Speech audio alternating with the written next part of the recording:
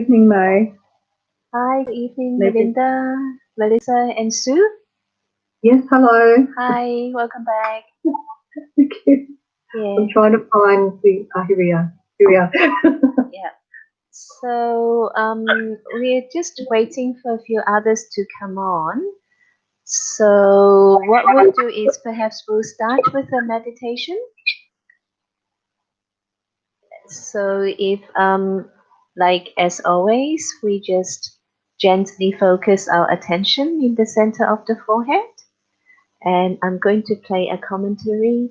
If you could listen to the commentary and just feel what you are listening to, and if there is a gap between um, the sentences, then try to repeat what you heard, because um, meditation, really, yoga is really about tapping into our feelings. So rather than letting the mind goes here, there, and everywhere, because the mind is extremely active. So just hear what when we are hearing from the commentary. Just if there's a gap, just repeat that to yourself. And the main thing is really to feel what we are hearing, so that that's part of us when we are um, meditating, when we are listening to the commentary, because in the end, what we are aiming to do is to create our own commentaries. So these commentaries are just guidelines to help us to create our own. Yeah, okay. So I'll put on a commentary now. Thank you. Yeah, and also welcome to Heidi. Thank you. Thank you.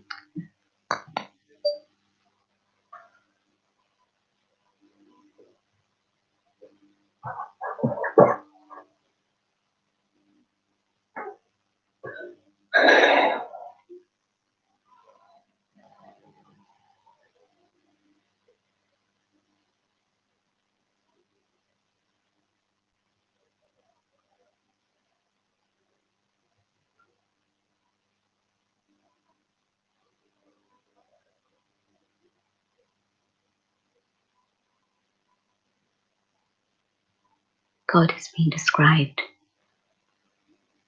as truth. Let's spend a few moments exploring and experiencing this aspect of God.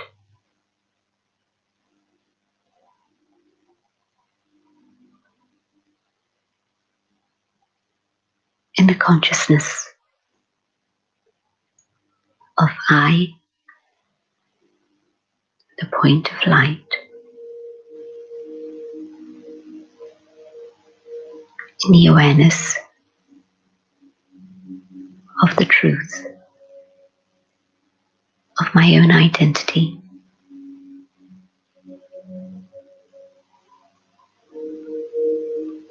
I transcend illusion, limited consciousness, the world of change, and move into the dimension of truth, of reality, of eternity.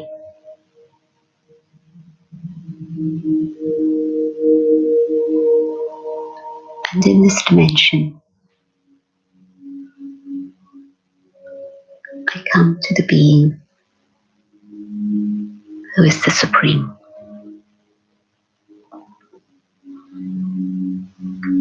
the being of light, the Supreme Soul,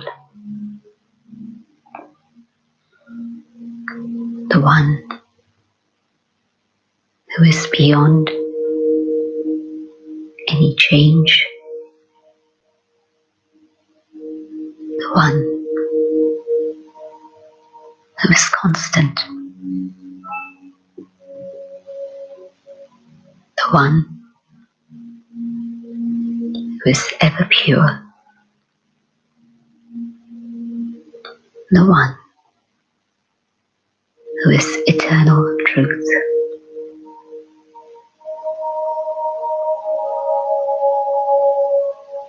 In the presence of God, the Supreme, the being of truth,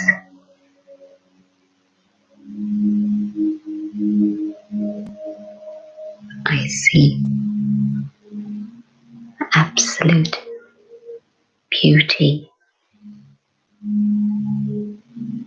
benevolence, compassion.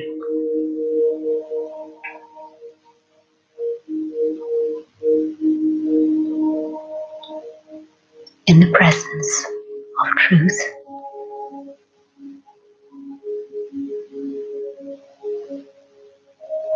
I'm able to shed my own ego, the masks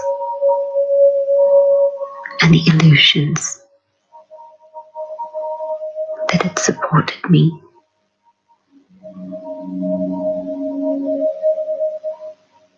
And I return to my own original state. I, the soul, alone, free,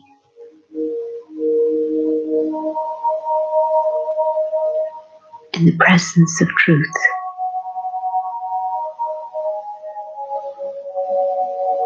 I am free, and I absorb the power of truth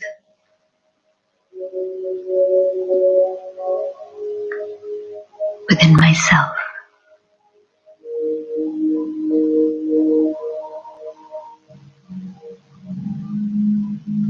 And as the truth reaches deep within my own being,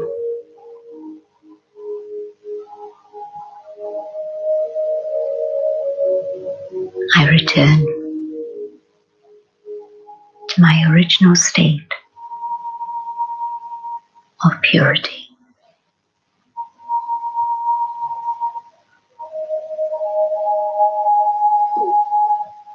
The being of truth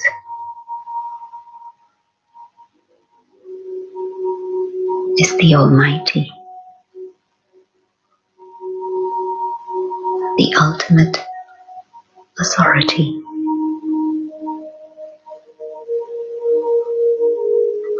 and absorbing truth within myself.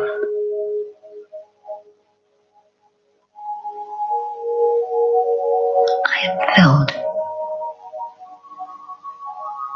with the authority and the might of the Supreme.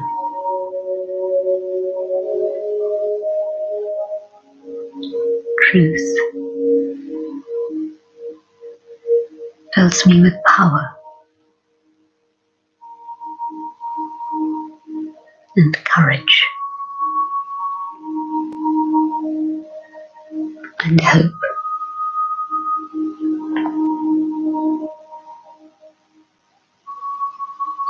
And in the presence of truth,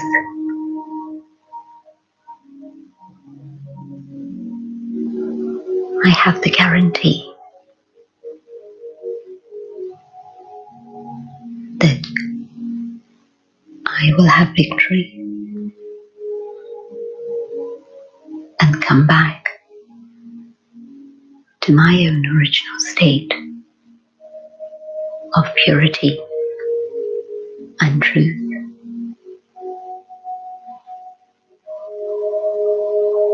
but I also have a guarantee. The truth will prevail. A world of truth will return in the presence of God, absolute truth.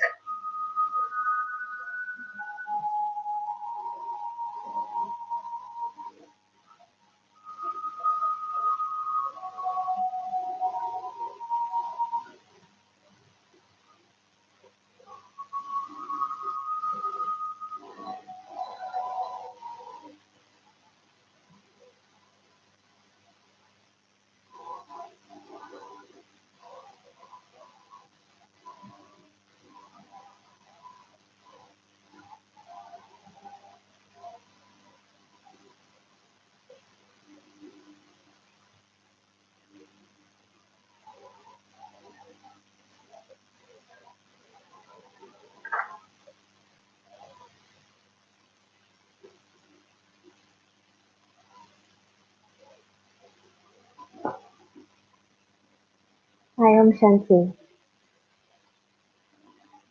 So, how did you feel about the meditation just now?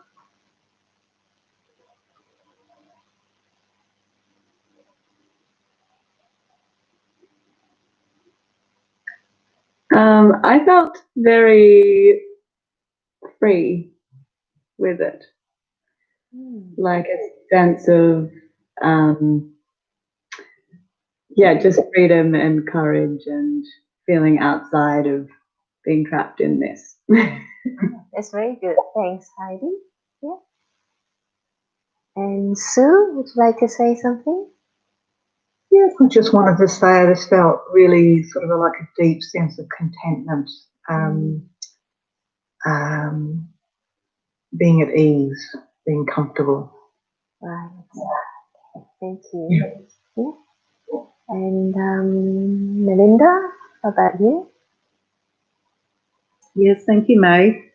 It's surprising now. I feel like it's a short period of time. I feel like it could go for so much longer. And then I actually looked at the clock and realised, well, it did go for quite a few minutes. So I guess it does put you in that very relaxed state and very just more peaceful sort of way of being. So it was beautiful. Thank you. Thank you. And how about Brooke?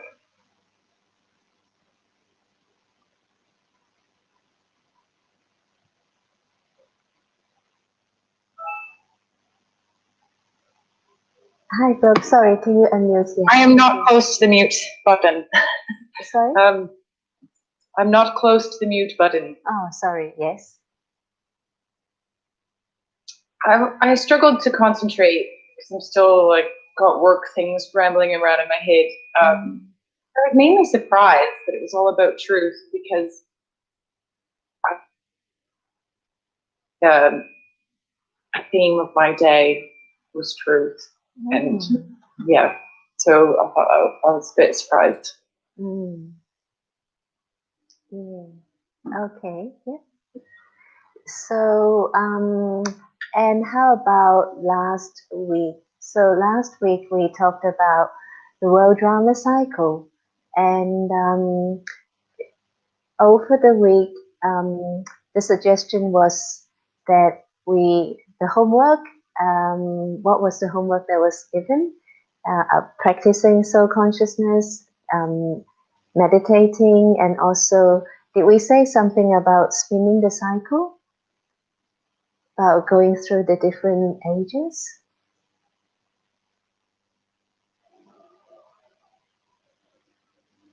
How did your week go with the meditation, or have you had more thoughts about the world drama cycle? I've thought about the cycle a lot, but you might not like my answer. I don't believe in it. You don't believe I believe that the shape is a infinity and not a circle. And so that that just changed. That's just something. I mean, I thought it was the first thing I'd ever heard out of your courses that I didn't quite agree with. So I didn't think about it in depth, and that's what I came with. Okay. So perhaps with infinity is also eternity, because with infinity there's also no beginning and no end. It just continues on. Yeah. And in a way, it's just our understanding, because the cycle is also like that it continues on. So perhaps it's another way to express, the infinity in that way. Yeah. That's right. But with infinity, there's more softer transitions, whereas this is like the dramatic spike as it ticks over. And so I think that the transitions generally are more gradual. Yeah, it's okay. Yeah. Perhaps you just take whatever it's not a paradigm shift, it's just perhaps the wrong shape. Yeah. Sorry, I dropped my mic. No problem. Perhaps at the moment you just take whatever you feel is right for you for the moment. Yeah. Yeah. Okay. Thank you. And how about the others? How do you feel? Well, thanks for that. It's really important to open up, how we relate and respond to this knowledge. Yeah, exactly. And I guess two things that I just want to share is, I certainly have a belief and understand in patterns and cycles, very much so, and it's very evident in big and small ways and across time and all sorts of sort of elements. But I think my understanding in terms of patterns and cycles is that there is constant adaptation. And again, for me, I'm not sure we talked, when we talk about the cycle repeating, clearly it's got to adapt each time it repeats. I guess that's what I would think or propose, but that's just coming from abstract kind of thoughts and experiences. But, is there a sense of it adapting, not repeating per se, but really adapting each time we come into it, patterns or cycles? I guess that's where I'm sitting with it at the moment. Yeah. Okay. Well, I suppose it's quite natural for us to think that, in terms of progression, that, we adapt, and perhaps in a way that we progress as we adapt. But interestingly enough, with the cycle, because if we were at the moment, because the interesting thing about it is every cycle, we actually, when we're in the present moment, we now with understanding, we understand what we were and what we are going to become. But previously, we had no understanding or no knowledge as this knowledge that we now have. So in that sense, now we're actually progressing from the past. But every cycle, when it happens, it's just like, it's just the way things are. Like if we look at nature, that it repeats itself identically. And so in the same way, this cycle of time is also happening like that.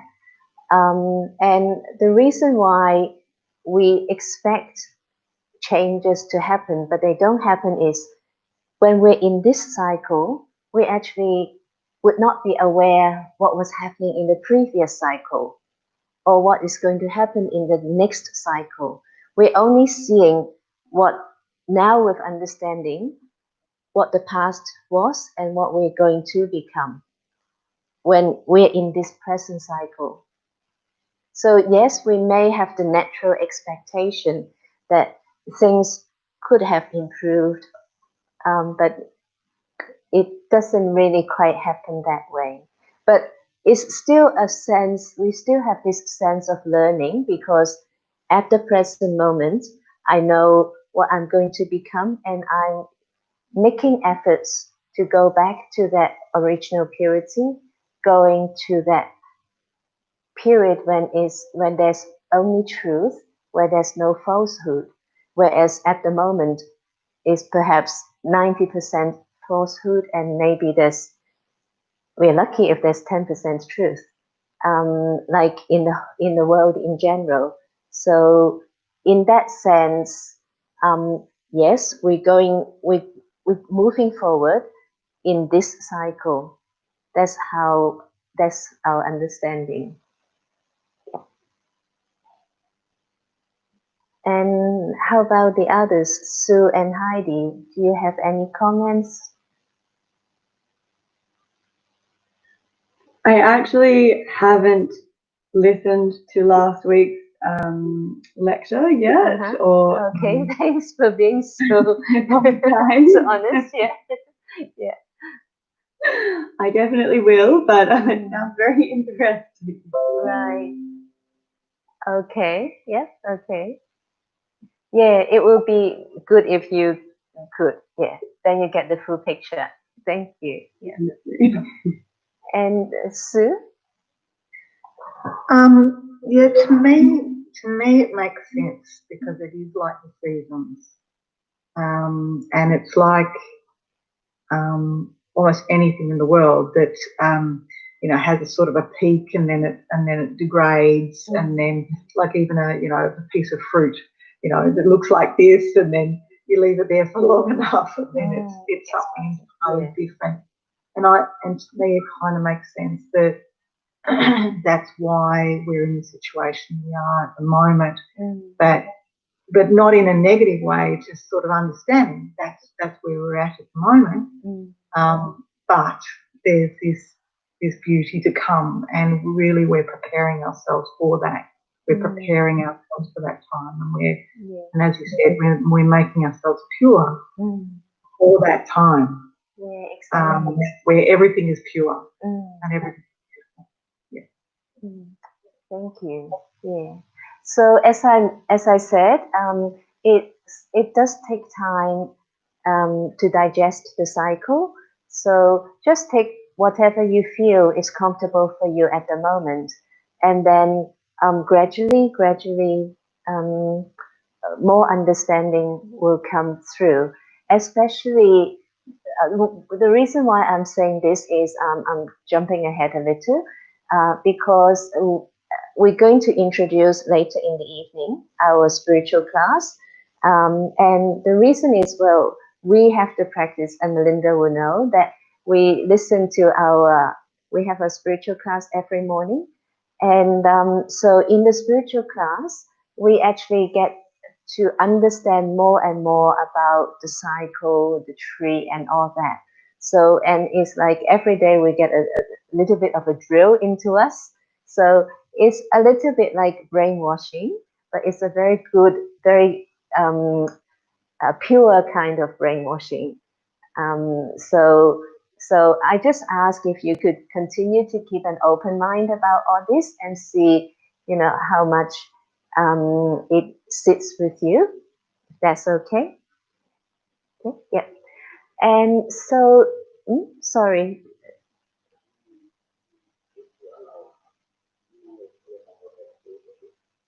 Yeah, all right. Sriram would like to say something, so I'll just pass this on to him.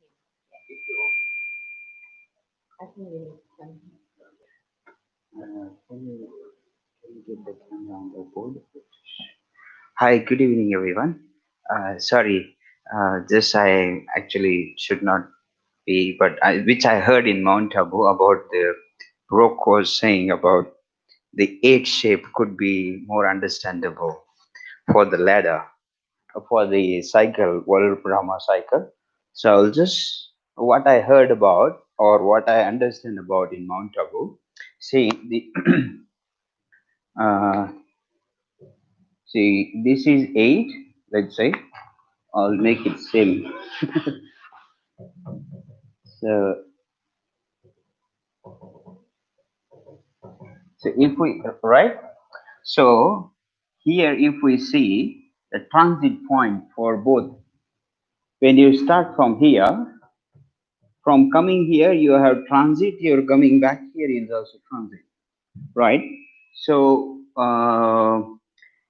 for the right, because this should be the same first, because one secret of this, I'm just going a bit more deep. The secret of this world drama is it's balanced with every single thing. It's nothing injustice with anything. As we go back to the karma, it's nothing injustice. Same proportion of sorrow and same proportion of happiness everyone gets. So this is balance. One thing says. Other thing is says this one. Half of your cycle get happiness, which is golden age and silver age in one side, and same type of transit, like what we see say in the, you might not like to listen this word, destruction, sorry, because I just going bit of the inside. So destruction, not physically, I'm saying it can happen, earthquake or things, don't forget about that. What destruction Brahma Kumari talks about? Your voices, destruction of your inner voices, right? So that destruction and physical destruction, when you go from here to here, here is also transition happening. From good to bad you are entering. So these both are iron age and copper age. So one half of circle is good, and you have to go through all, and it's infinity again, going and going and going. So half, it's happiness and sorrow, balanced. One thing, both things in comes in a transit, like a confluence age. Now we are here to entering in the golden age, or entering, going to be in the happy side of the cycle. Second thing, and in the brown in India, when you go to the temple or any like Makkah in Hajj of Muslims, when you enter, here is a temple. The person, when they do the round, we call pradakshina. They do 108 or 501 or something. This the pradakshina. They go around round. So when they go around, it's on this side. It shows the auspicious. If you go this side, this is not good. So when you start the golden age, when you write the 8 also, I'm just putting some kind of logic that makes sense or not, I don't know. But you see, this is goes here, and this is goes opposite. Could be just kind of sense, but it just shows half of the cycle. You have happiness and sorrow, which is golden age, silver age, and iron age and copper age, which is here. It's and another why it's in a round. Just the background I'm giving. In India or in the scriptures or or whenever the auspicious things happens, it's there a swastika in swastik. So when it was, original picture or few pictures we have of world cycle. So this actually based in the swastika. So what this swastika also says, get in half. This is golden, silver, again iron and copper. So this get in in the round or in the eight, whatever shape doesn't matter. Knowledge is saying make it ready for yourself to get in this half now. So that's kind of little input. Thank you for giving me opportunity to say something. Thank you guys.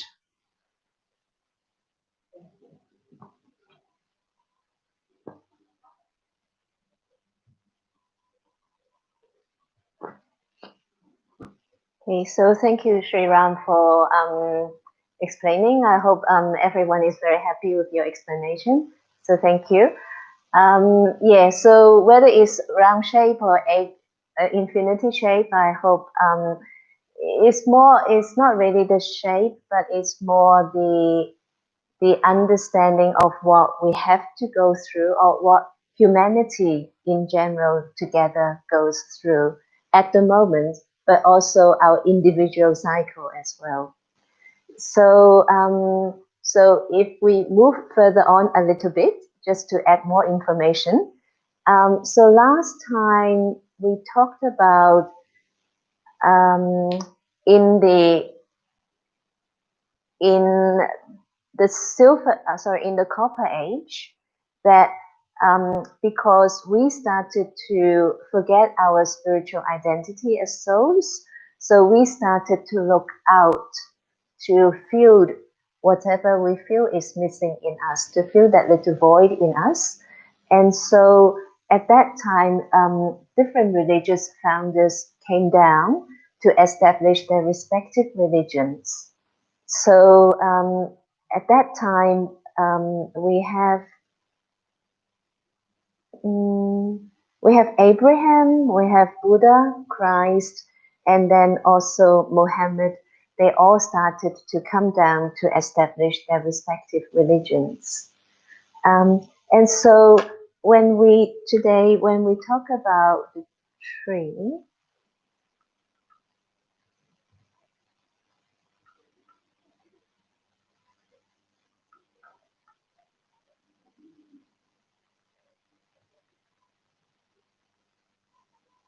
okay, when we talk about the tree of life, actually in a few other religious beliefs, they also have their specific tree as well. So for the bee case, the tree is depicted in such a way that it really gives us the idea of that everyone in the world is united or connected to this tree. And we could see like the tree is like another expression of the cycle. So we could see that at the bottom here, the trunk, there's complete unity in the sense that it's very simple. Maybe we can go a bit closer, please, Sriram. So we have the golden age and the silver age here. And then when there's the trunk here, it's like there's no division. So at this time, there's complete unity at that time. And like last time we talked about in the golden and silver ages, there is complete happiness at that time, and the population at that time is very small. So it's like the world at that time is much simpler. So there's an abundance of everything, and people just live harmoniously. So and that's all because of purity. So purity is really the key in that sense, because even nature cooperates with us at that time. So is always springtime, and that's what it is. If we cut the tree in half, then this is like the first half, that there's everything is just so easy, so harmonious. People, they respect each other. There's truth and only truth at that time. And then from the copper age onwards, as we see from the tree, that there's Abraham here, there's Buddha, Christ, and then there's Guru Nanak, who established the Sannyas religion. They are like in India, they're very big. They are the monks who wear saffron robes, and they used to, in the earlier days, they used to live in caves or in seclusion, but now they're living in cities, and because they're supposed to be renunciates. So now I dropped again. So, but now they live in cities, and some of them even drive Rolls Royces.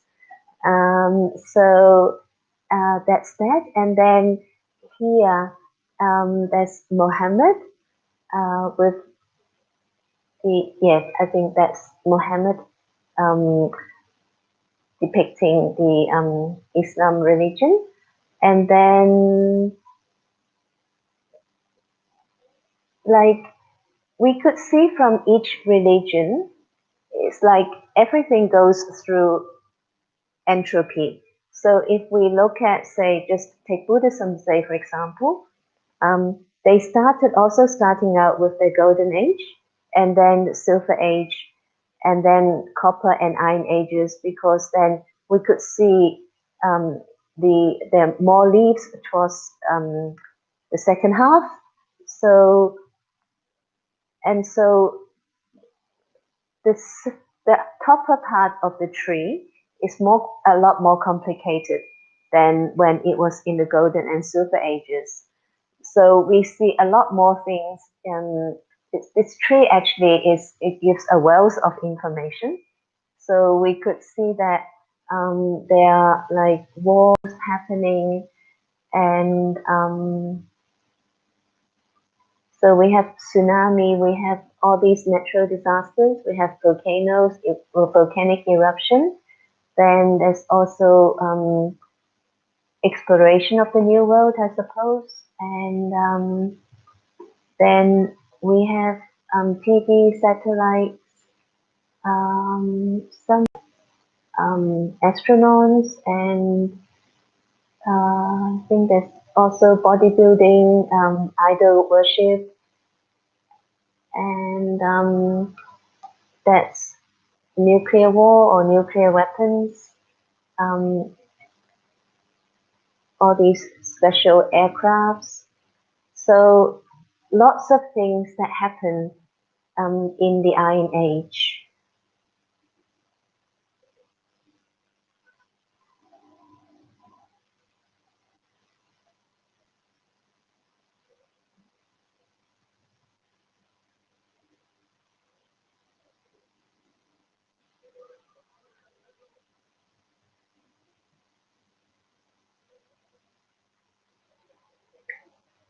And then we can also see at the bottom of the tree here, at the roots, then there are all these people in white who are meditating here.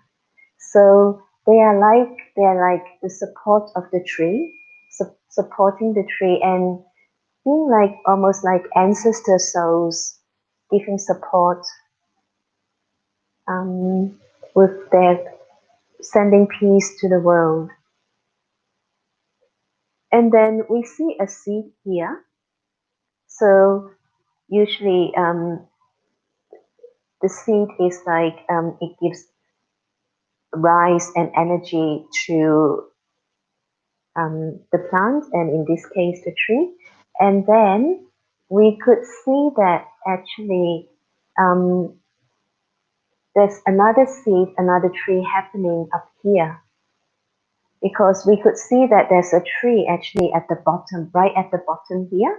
So it's like that's the end of one cycle, and then here is another tree, another seed continuing on, and then there's also another seed coming up here at the bottom, at the top here. So another expression of how it continues on with the idea of eternity. Does this all make sense to you?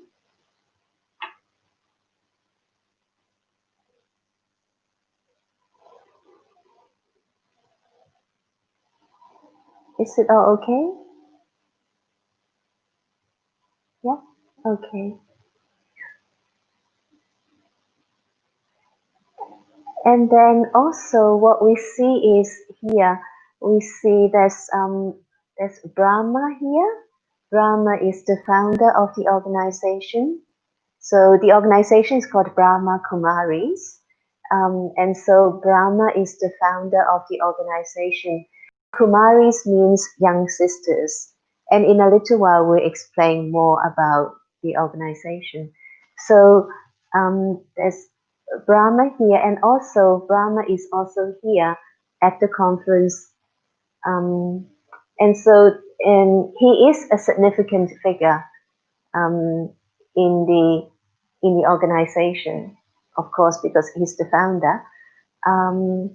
And at this point, perhaps I'll just mention something about relating to Brahma, and that's about the history of the organization. So unless you have some further question about the tree here.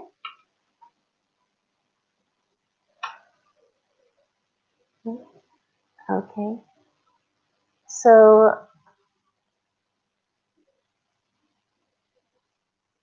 we're going to show you a short video of the Brahma Kumaris, how actually the organization started.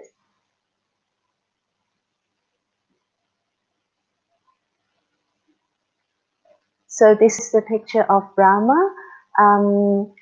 He was, and this all happened around 1936-37, because we're saying around that time, because at that time there's no really very accurate recording of history in India.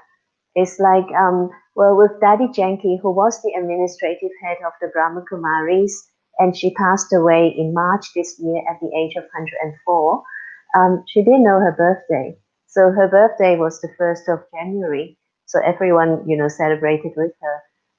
And the same with my grandfather, who he was born in China, and he would have been born in the maybe early 1900s. And again, people at that time, they don't exactly know when they were born, etc. So, Sri Ram has got ready for us a video of the Brahma Kumaris, and so, okay, and so we'll just show that for you.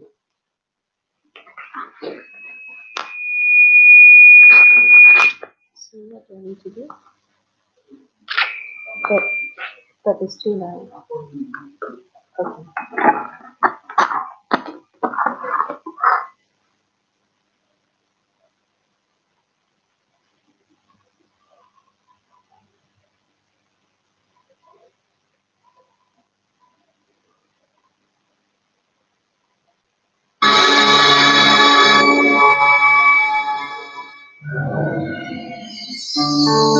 Living values produces greatness in and gives significance to human life.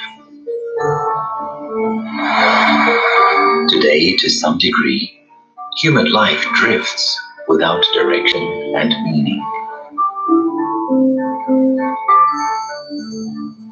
Over the last 8 decades, the Brahma Kumaris World Spiritual University has been working to uplift society with living values. The inspiration behind this was the love and benevolence of God the Supreme Being. In 1936, in Sindh, Pakistan, God the Supreme gave divine inspirations to Dada Lake Raj, and the seed of the Om Mandali group was planted. Dada had always had deep faith in God, and due to his intense desire to experience God, the Supreme himself granted divine visions to Dada.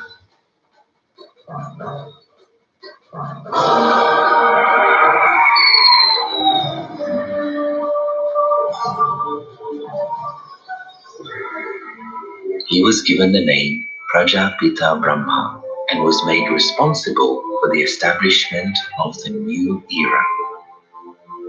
And people started joining the Om Mandali. Recognizing the true potential of women, Brahma Baba entrusted the leadership of the organization to them. Following the India and Pakistan partition, In 1950, all Mandali relocated to Mount Abu, Rajasthan, and thereafter members stepped forward to serve society both within India and overseas. This organization became known as the Brahma Kumaris World Spiritual University. On January the 18th, 1969, the organization's founding father, Brahma Baba, passed away. The running of the organization was handed to Dadi Prakashmani, and due to her proficient leadership, the university has spread across the world, and its 9,000 branches in 133 countries have taken the form of a vast tree. Pandav Bhavan at Mount Abu, India, is the international headquarters of the organization. To build a values-based society, conferences and seminars at national and international levels are organized with lasting impact. In the year 1981, the university received recognition as a non-governmental organization at the United Nations. In 1986, the UN honored the Brahma Kumaris with 7 Peace Messenger Awards. For the spiritual empowerment of society, the knowledge of Rajyoga is given without charge to everyone. Departments such as Women's Wing, Youth Wing, Media Wing, Medical Wing, and Education Wing have been established over the last 3 decades for the spiritual upliftment of various sectors of society. Following the passing of Dadi Prakashmani-ji, Rajyogini Dadi Janki-ji was appointed as the new administrative head, with Rajyogini Dadi Hirde Mohini-ji and Rajyogini Dadi Ratan Mohini-ji as additional administrative heads. These 3 shining stars of spirituality are leading the organization with great success. Regardless of religion, caste, age, and language, anyone can receive great benefit from this spiritual knowledge. To date, millions have stepped out of their limited belief systems with the elevated feeling of one world family and are creating a new values-based society. Om Shanti.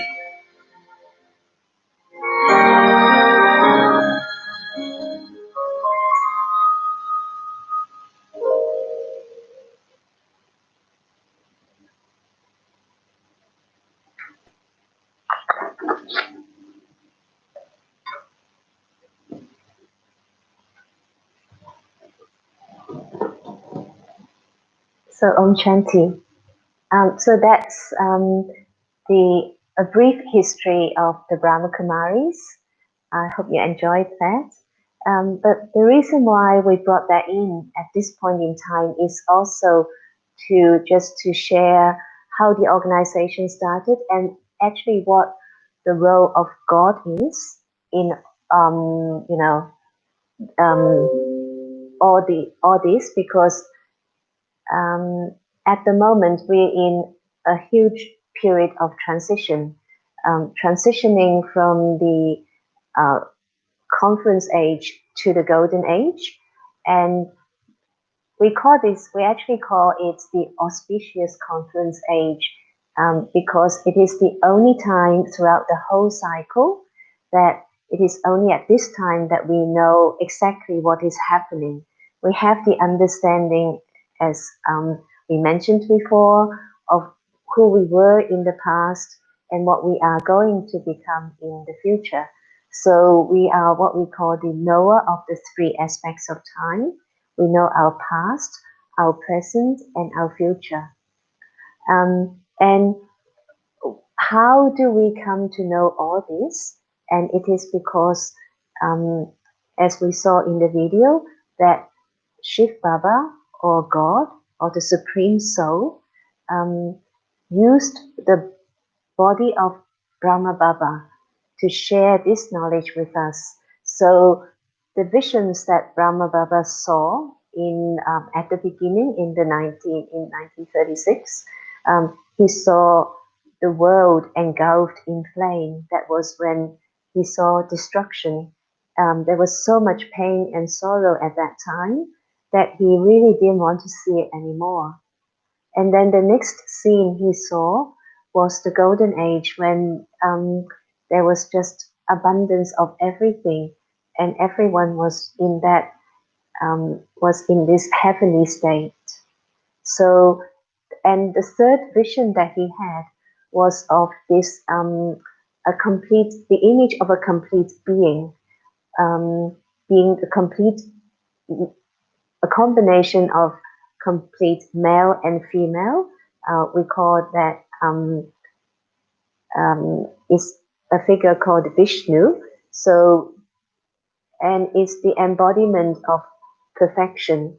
So, and Brahma Baba knew, he had that conviction that he was going to be this perfect being. And so he sold his jewelry business. He was a very wealthy jewelry merchant actually at that time. Because after he had these visions, he was not interested in maintaining his jewelry business anymore. And at the same time, it was near his time of retirement. So he sold the business and then started what we called Om Mandali. So that was the spiritual gathering. And it was from that time onwards that, believe it or not, the Supreme Soul used the body of Brahma Baba as the chariot to share this spiritual knowledge with us. So why do the Supreme, being the Supreme, need, a mouthpiece? It's because the Supreme Soul, like us souls, is a soul. So for us, if we haven't got the support of this physical body, then we're not actually able to, or I would not be able to speak to you because I would not have a mouth to speak. And so, and the Supreme Soul, on that same basis, also need a mouthpiece, a chariot, for him to share this knowledge with us. So, and because we are too thick, he can't share this knowledge with us through inspiration, through giving signals.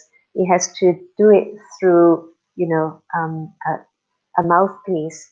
And for those daddies, those senior sisters who started with him at the beginning, now there are only very, very few left. And in the video just now, we saw like the three. And at that time, Daddy Janki, when that video was produced, Daddy Janki was the administrative head. And as I mentioned, she passed away earlier this year. And so now Daddy Gusa, the one who was on the left-hand side, she is now the administrative head of the organization. So, and also after Brahma Baba passed away in 1969, then Daddy Gusa also became the one through which Shiv Baba and Brahma Baba together used the body of Daddy Gusa to speak this knowledge to us. So yeah, and so this one here, this is Daddy Gusa, and Daddy Gusa actually started at the age of 8, at the beginning of the organization. So she has this sanskar of always being very quiet and introverted, and so this could be one of the reasons why after Brahma Baba passed away, then Daddy Gusa took that role to become, the chariot for both Shiv Baba and Brahma Baba together to speak the knowledge. Why I got Brahma Baba involved after he passed away is because Well, for all of us, when this body reaches our expiry stage, and then we move on from this present body to another body.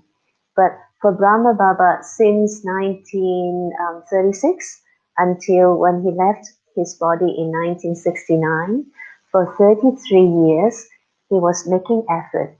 Because right from the beginning, as soon as he had those visions and he saw that he was going to become this perfect being, from that time onwards, he started to make effort. Actually, even before then, he was a very religious person.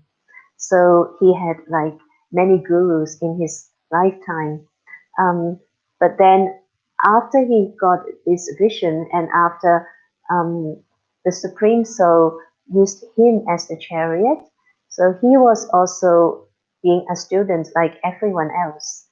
Um, but then because of his enthusiasm and full conviction to become the perfect being, then when he left his body in 1969, then he was what we call being karmatit. That means he became perfect. And for that reason, he for each one of us, we then go recycle our births and rebirths. So, but for Brahma Baba, he was because he has completed his perfection. So he was having, in a way, a special treatment as such that he stayed in the subtle world. So if we go back and have a look at this, okay. So let's go back to when we did the introductory calls. Yeah. Okay. So just a reminder. So we live in our physical world, and then there's the soul world. Okay. So and there's this area of white light, which is the subtle region, and this is where angels live. That's our understanding. And what happened to Brahma Baba is that instead of having to go into another birth because he has already completed his perfection, after Brahma Baba passed away, he actually, in his subtle body, he is in the subtle world. So, and from the subtle world, he has been doing service. So, and it is interesting to note that the expansion of the Brahma Kumaris actually started to expand a lot more quickly after Brahma Baba passed away. And it also started to expand internationally after he passed away. So he has been in the subtle region, calling or awakening us, like those of us who we call ourselves double foreigners. So because everyone in the world, everyone in the physical world is a foreigner, because our home is the soul world. And for those who live in India, they are just foreigners. And for those of us who live outside India, we are double foreigners. So the expansion of the service outside of India only started when Brahma Baba passed away. So we call the expansion of double foreigner service. And so up to, I think, maybe a couple of years ago, because we have this, maybe I could say it's a habit, or we have this practice of going to visiting our spiritual headquarters every year. So to India. And so up to about a couple of years ago, our aim and objective is to go and meet God. So, and how does it happen? So we would all be sitting in a huge hall. It's called Diamond Hall, and it's a specially built hall that could sit up to originally 20,000, but then it became well, more and more of us got in, so it's could sit, I think, up to 25,000 or even more. And so every one of us will be sitting in the hall, and it's specially built so that there are no pillars in the middle, so everyone could see the stage. And when we all sit together, we'll be all meditating, invoking the souls of Shiv Baba and Brahma Baba together to use the body of Daddy Gusa to come and speak the knowledge to us. So it's a pretty amazing experience because the hall will be so charged with this 25,000 of us, and with that many people yet, when we're all meditating, there's pin drop silence. So you could imagine how powerful the vibrations are at that time. And everyone would be invoking, Bab Dada to come. So Bab is the father, who is the supreme soul, and Dada is Brahma Baba, the senior brother, and the two combined is Bab Dada, and they would be using the body of Daddy Gusa to speak the knowledge. So Daddy Gusa would come onto the stage, and Sri Ram has found a picture of Diamond Hall. So this is the hall that we go to, and all these people in white are sitting on the floor, and some are sitting on the chairs. And then here, this is the stage, is because of the lighting.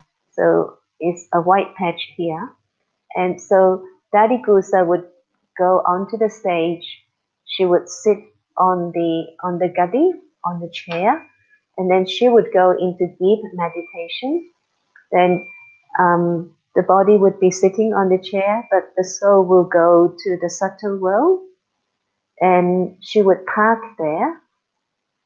The soul will be parked there, and Bab Dada would use the body of Daddy Gusa to speak the knowledge to us, and we would spend couple of hours there.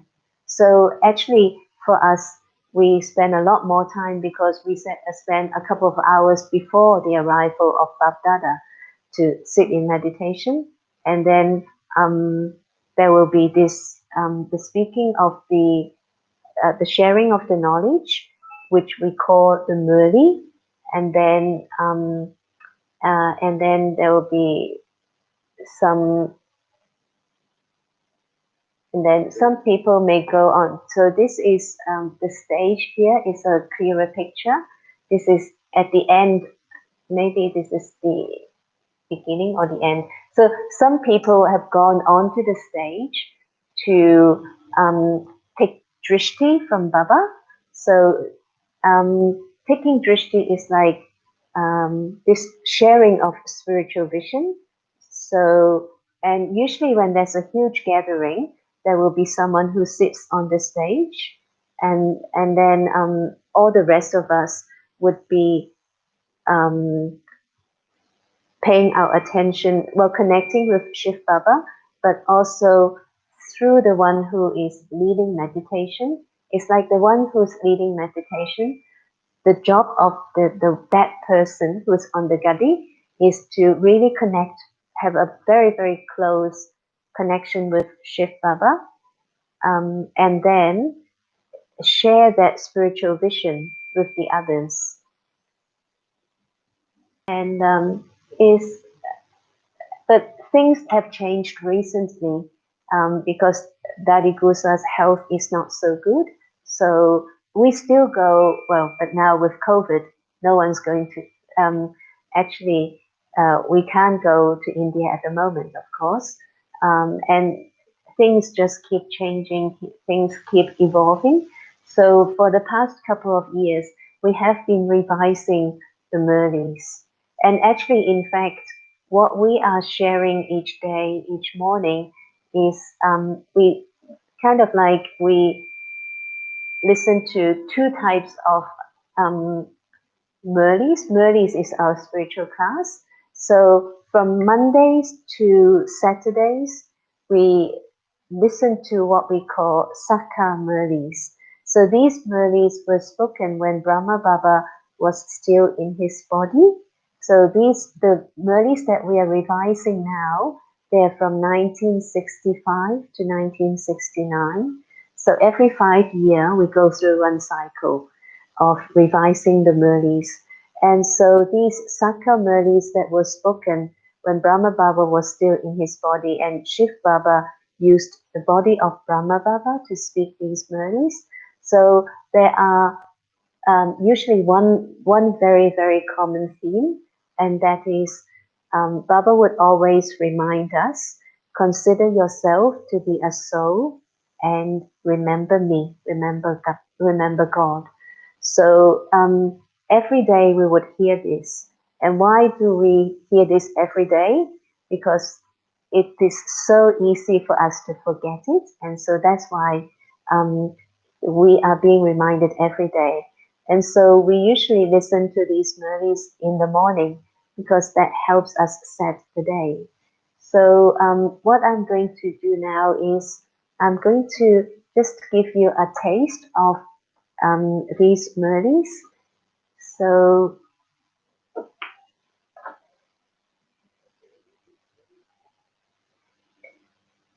this is an example of a Sakha Murli that we listen to from Mondays to Saturdays.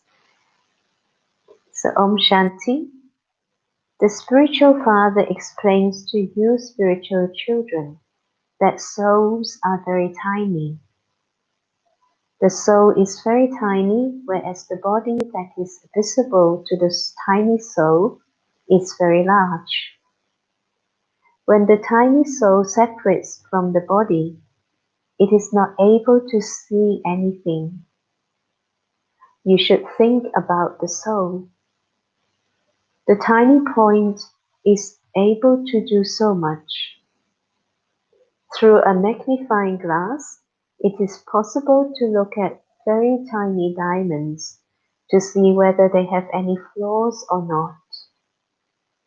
The soul too is very tiny. Is it possible to use a magnifying glass to examine a soul? Look where the soul resides. Look at its connection. Such a huge earth and sky are seen through these eyes. When the point departs, when the soul departs, nothing remains. Just as Baba is a point, Shiv Baba, the Supreme Soul, is a point, so a soul is also a point. Such a tiny soul becomes both pure and impure. These are deep things to think about. No one else knows what the soul is or what the Supreme Soul is. Look at what such a tiny soul creates and what he sees whilst in a body. The soul has the entire part of 84 births recorded in it. It is a wonder how the soul works. The part of 84 births is recorded in such a tiny soul. It shares one body and takes another. So this is just a small paragraph of our spiritual class in the morning. We usually listen to 3 pages, and each day Baba would remind us, would start the Murli with sweet children to remind us how sweet we are. And so this one that we just listened to is a reminder of the soul being a tiny point and Baba also being a tiny point. And then on Sundays, we listen to the Murlis that are what we called Avyakt Murlis. So Avyak means angelic, and these Murlis that we listen to on Sunday are the Murlis that are spoken after Brahma Baba passed away and Dadi Gusa became the instrument, or because Brahma Baba then became the Avyak angel. So that's why these Murlis are called Avyak Murlis. And don't be too worried about all these terms, you get used to them gradually. So this Avyak Murli was originally spoken on the 25th of March 1995, and the title of this Murli is The Most Elevated Treasure of Brahman Life is the Treasure of Thoughts. Today, Bab Dada is seeing the account of the treasures of all the children everywhere. Each child has received treasures. You have received imperishable, countless treasures. You haven't received them for just this birth, but you have the guarantee of them for many future births. You have them with you now, and you will also have them with you in the future.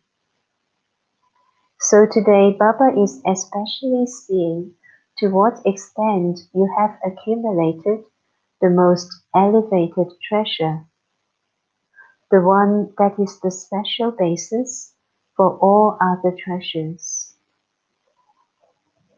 You have received countless treasures, but how much have you accumulated? The most elevated treasure is the treasure of thoughts. The elevated thoughts of all of you are the foundation of Brahman life. The treasure of thought is very powerful. With your thoughts, you can reach Paramdam, the soul world, in less than a second. So the power of thought is a rocket that is even more powerful than a physical rocket. You can go wherever you want.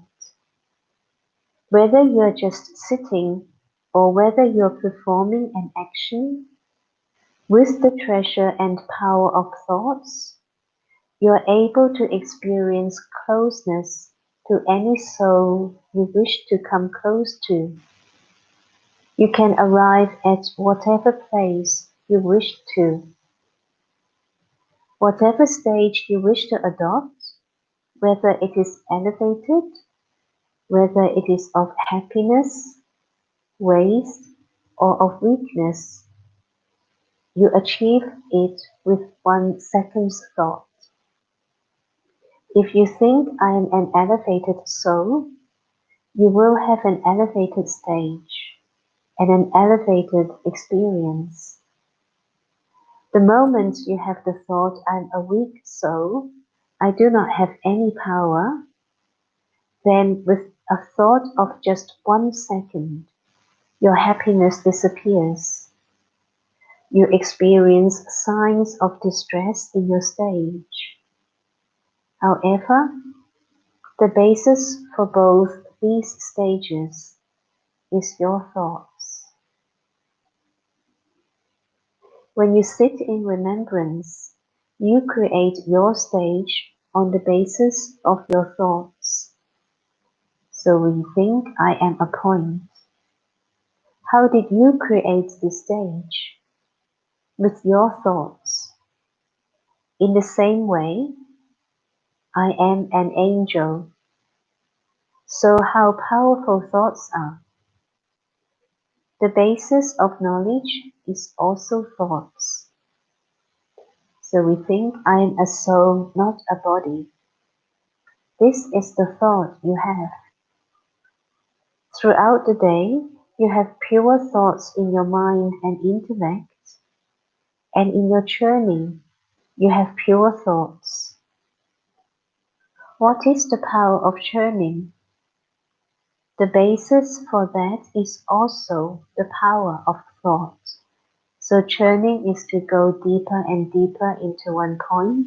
So Baba says the basis for churning is also the power of thought.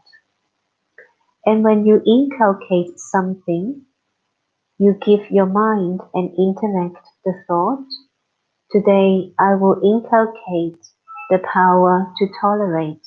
So we go deeper and deeper into the power to tolerate. So the basis of your dana is also thoughts. The basis of putting this knowledge into application is also thoughts. When you create plans for service, how do you create plans? You experience this, do you not? You have pure thoughts, do you not? You are able to create plans with pure thoughts. So the special and most elevated treasure of Brahman life is the treasure of thoughts. So again, this is an example of an Avyakt Murli. So usually we have, a couple more pages at least. So, and the speciality of the Avyakt Murlis is like all Murlis, Baba will praise us at the beginning. He makes our stage elevated. He will say how special we are, uplift us, and then he will give us the homework. So, and usually these Avyakt Murlis, there's usually a theme. So like this one is on the treasure of thoughts. And these Murlis are kind of like, they are what we use every day to help us go through the day in such a way that we, during the day, we think more about these points and we use these points as the basis for us to practice how we interact with others. Like this morning, the Sakka Murli was on remembrance, on the importance of how much we need to remember Baba as much as possible. And the theme of yesterday's Sakka Murli was on love, to interact with each other with love, to live like milk and sugar. So, and then we practice that. So we're not perfect. I'm not saying that, we're 100% perfect, but we use that as the basis for us to move forward. So we practice what we learned during the day, and that's why all these murlis that we listen to happens in the morning. So that helps us go through the day. So do you have any question or any comments that you would like to make? Because there's quite a bit of information this evening as well that we share.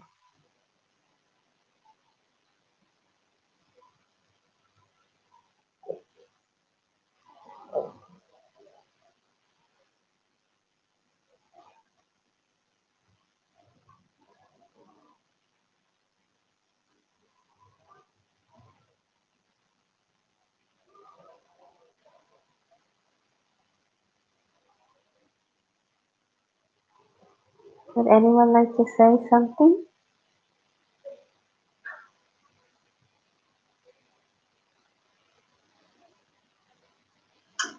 I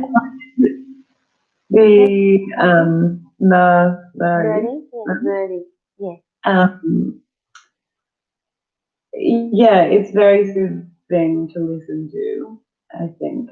And I could see that it seems to all come back to mindfulness, really, and remembering to keep your thoughts on positive things. Which is. Thank you, Heidi. And Melinda, you would like to say something? Yes. Thank you, May. I do enjoy your beautiful readings of the Murli, your lovely voice. And certainly my experience for just a few months now, it certainly does help establish a focus for the day, and it is a really good practice. And you know, even this morning for me, it was really about sharing good wishes with everybody at every instance. And when I was walking late this afternoon, I was even kind of just remembering that, and also actually remembering to share good wishes with myself. Yes, so it is a lovely way to establish the day and to have these reminders. So, and again, I just take, I guess, not take, but I just sort of resonate with, you know, what I resonate with as a key point. You know, a lot of it still washes in and around me, but there is always a point there that is something as a little jewel that you can really hold throughout the day. And then it's quite nice at the end of the day or prior to the beginning of the next Merli the next day to actually think, I guess, of that cycle of the day and how that played out and whether I did remember or have a point where I could, during the day, where I could put that into practice, you know, in a very tangible way. So that's always for me, it's a lovely cycle in its own way. Thank you, Melinda.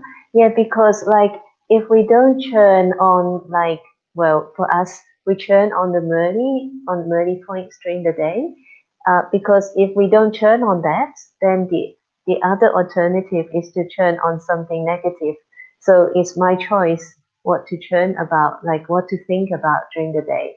Something positive, something that would help me and help the others, or something that's, you know, pretty ordinary. Is up to me. Yeah, thank you, May. That makes complete sense because, you know, sometimes I find my inner voice saying something, you know, from the past or a pattern from the past, and then I instantly can use my self-talk to actually focus on what that point was in the Merli and just instantly override that, you know, a previous behaviour or a previous thought or something. So I do find that very useful. Yeah, well done. Thank you, Melinda. It's a long, slow process, but yeah, it's lovely. Thank you. Yeah, it's like it's for all of us. We're all work in progress. Yeah, but you're doing very well. Yeah, thank you. Brooke, would you like to say something? Do you have any comments or any questions? No.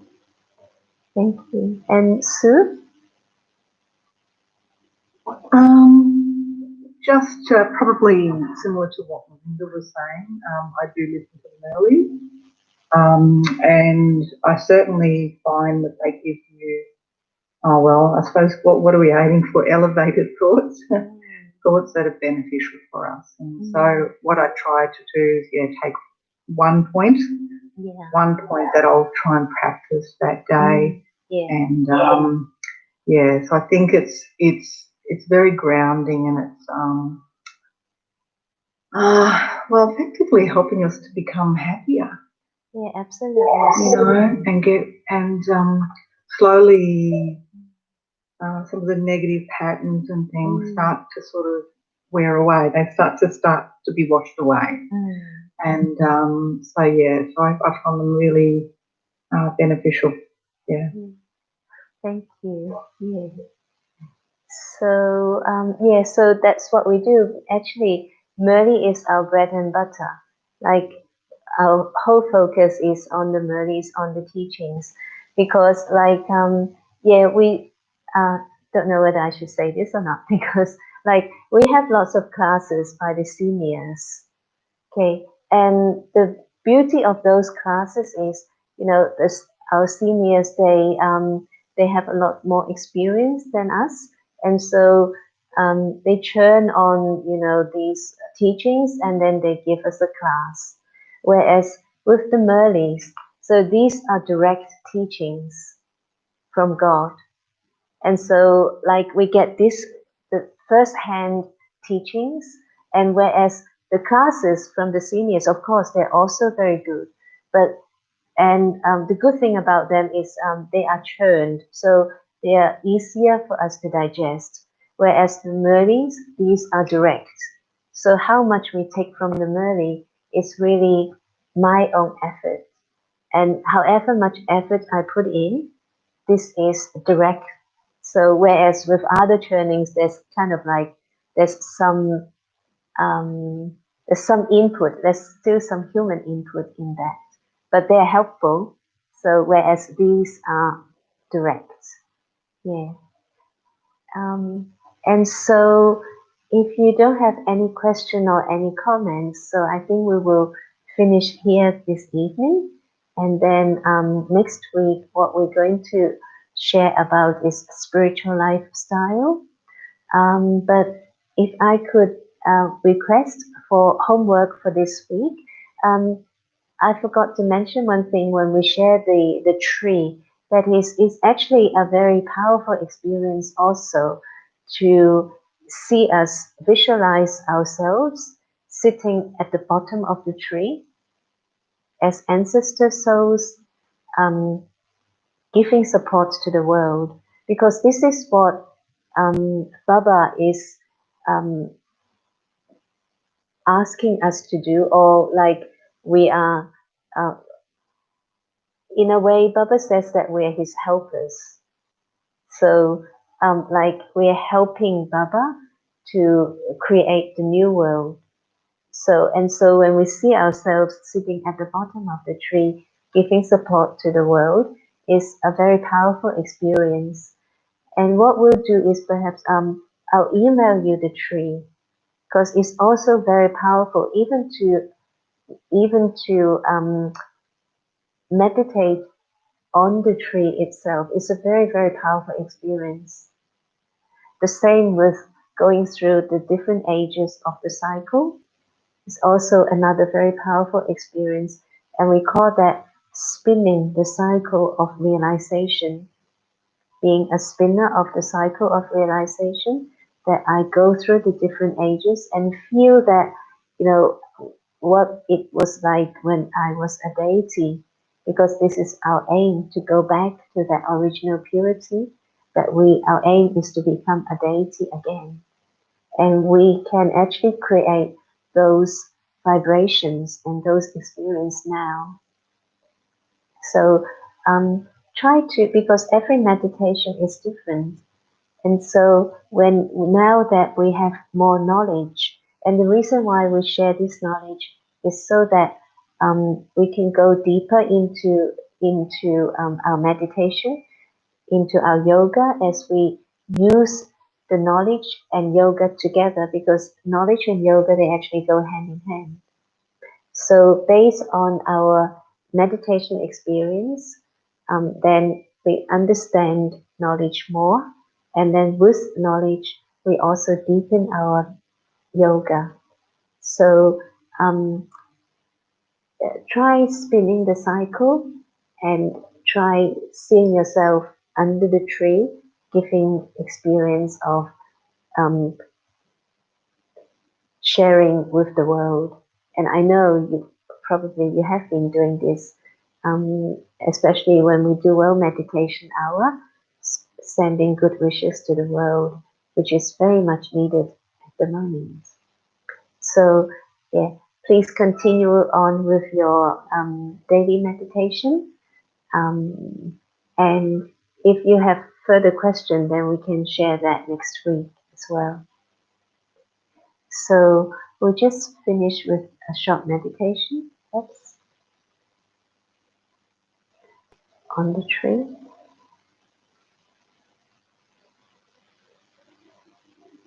As I sit comfortably at my home, I visualize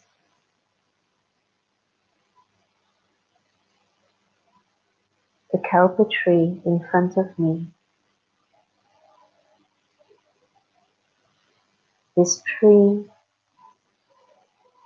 of the variety of religions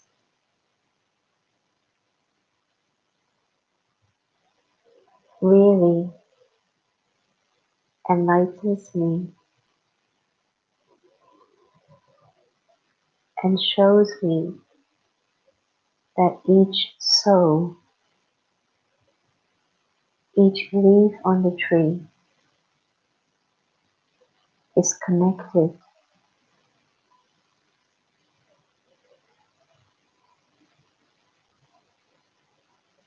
so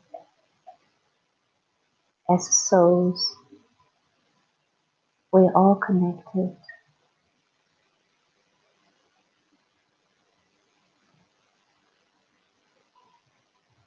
And so let's share peace, love, happiness with our fellow brothers and sisters.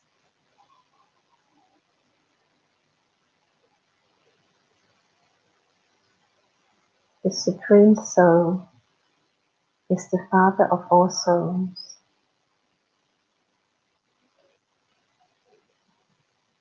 It's the seed of the one Kalpa tree.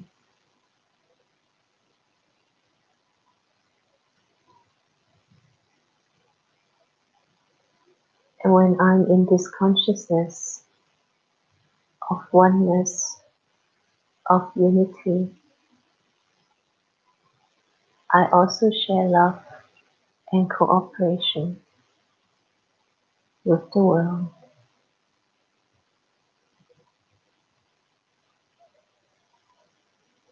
Om Shanti.